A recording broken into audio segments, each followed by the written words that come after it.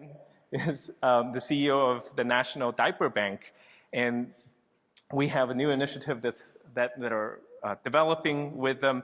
But one of the things I have to admire so much about the work of the Diaper Bank and Joanne personally, she started off as a social worker, and in the context of working with families, she identified this unmet need for something as simple and unglamorous as diapers. And one of the things that's relentless about her work and her colleagues' work is that they are stubbornly unfashionable, right? For all these years, starting as the volunteer executive director and now to the executive director of a network of over 300 diaper bank chapters around the country, they focus relentlessly on what has to be one of the most unglamorous things to advocate, which is diapers. But on the other hand, diapers and diaper changes are so essential to family life. Part of my own work that I resonate with that when we used to, and still do, when we work in orphanages, people always wanted to show us new buildings and playgrounds, and we would always try to convince them to let us into the diaper change room. Because you can learn so much more from 5 minutes in a diaper change room about the quality of the entire institution than anywhere else about the entire institution. And she has the uncanny ability of not only finding diapers as this need, but to be able to stick to it. After all these years, starting from a volunteer and now having an organization that supports over 300 chapters around the country, including one right here in the Homewood neighborhood in Pittsburgh. So much. I think that's really the best introduction, but I will tell you that in the world of basic needs, tampons are less glorious than diapers. So if you wondered, there is something a little less. And it's actually funny, when I first started the diaper bank, the New Haven Diaper Bank in New Haven, Connecticut, about 12 years ago, as a result of, I'm a social worker. I was doing community-based social work with people in their homes. I would go to people's homes, people who were experiencing mental health issues, substance use issues, issues with housing. And what I saw over and over again was a level of poverty in Connecticut, one of the wealthiest states in the country, that was really untenable. And this is one of the few sort of great pictures I have of my family. They're all grown up now. A few weeks ago, we were at my nephew's bar mitzvah, and I happened to have been texted this picture when Karen asked me for pictures. I thought, I don't have to give a picture of my kids when they were 6. But the thing is that at the time that my children were young and I was doing this direct service, I saw inequity that was unbearable. I would drop my children off at a school that I could forget things, I could not sign papers, I could be late, and they would forgive me anything, right? Everybody there, we had endless chances to make up for anything we might have done. And I would drive half a mile down a hill, right? Because I'm in a northeastern city, and you go down a hill to get to the neighborhoods that are less affluent. And I would go to people's homes where there was no heat or hot water in Connecticut. And I saw over and over again a lack of things. So I was going in as a clinician. I worked at Yale Child Study Center. I went in and we were supposed to talk about parenting. We were supposed to do clinical interventions, talk about mental health issues. And the question I found myself asking over and over again is there a clinical intervention to not having toilet paper? And I will tell you that there is not. The only intervention available is to buy toilet paper. And as a social worker, while I wasn't being paid terribly well, that's what the money was for. It was for clinical work. There's very, very little money that we spend on concrete product. And I became obsessed, it's true, myopically obsessed with the idea that it was not okay that my kids had whatever they needed, and kids in the same city I lived in, when I'd get to their house in the morning, had been in a diaper, and it was clear, and anybody who's seen kids in diapers knows, you can tell when they've been in that diaper for a whole day or longer. I saw people empty solids out and put the diaper back on. And I was just unable to stop thinking about it. So basically, when I think about what it is that parents need to hear, I have to agree. Every parent wants the best for their child.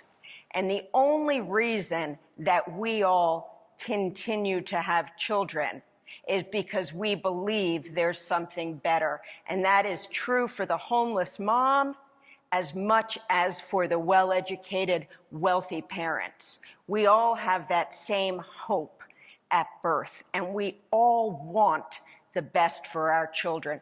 So when we're giving out diapers and tampons and toilet paper and all sorts of basic needs, what we're doing is individually giving hope. Because what that parent wants is to have a clean diaper. That's it. It's not complicated. It's very simple that sometimes poverty is the problem.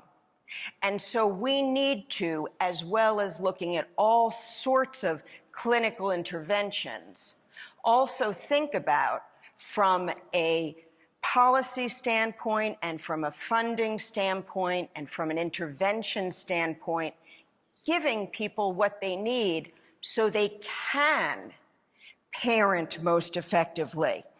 And basically, there are three simple things that I think are essential. One is to remember, as providers, whatever kinds of service you provide or whatever kind of work you do, if you're working directly with families, judgment matters. So we're all inherently judgmental people. I'm incredibly judgmental. And being judgmental of my sister-in-law is fine.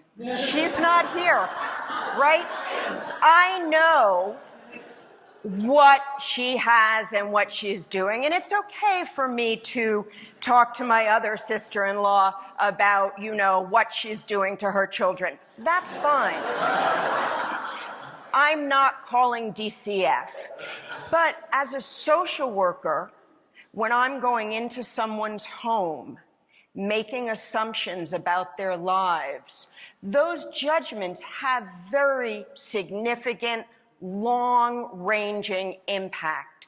And as people in positions of authority, we have to think about those judgments and think about really what it is that people want. So one is to really think about, when you're judging people, what you're thinking, and when judgment is appropriate and when judgment is not appropriate.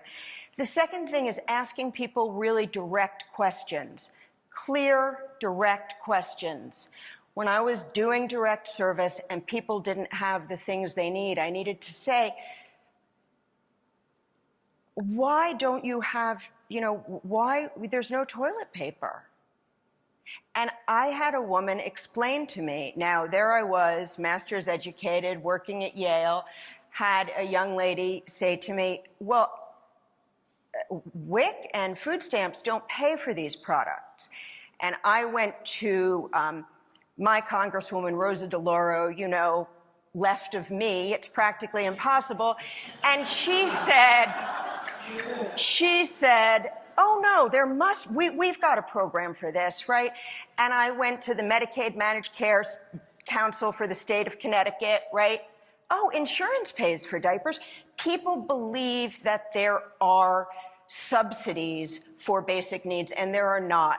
There is not a single state or federal subsidy that pays for diapers, hygiene products, cleaning supplies, anything like that. So ask the direct question. If you're working with a family and that baby's in a diaper that you think they've been in all day, instead of thinking, well, they don't know that diaper's dirty, or they don't know they should change their baby, the question is, do you need a fresh diaper? It's very simple, and it really does help the relationship, because when a mom comes in and her baby's in a dirty diaper, she knows it. You're not asking a question. You know, a lot of people, a long time ago when I was in social work school, you know, we were scared of asking about suicide, right? We said, well, if you ask about suicide, that's going to make people think of it. That's sort of the way people talk about basic needs now. You know, I don't want to embarrass somebody by asking if they need deodorant. They know they need it. You're not asking questions that are going to embarrass people as long as you do it in a respectful way. You're asking, you get an answer. You can help, you can't help. But even if you don't have the product to give them, you've started a conversation, and that helps to have that open relationship, because then they know that you're all talking about the same thing. And then the last thing, and this is really the crux of what I do, is that small things impact big things. So a diaper can be the difference between being able to go to work and not being able to go to work. Many of you probably know, those of you who work in early education, most centers, home and center-based, require parents to provide a clean supply of diapers every day. If you don't have those diapers, you can't drop your child off.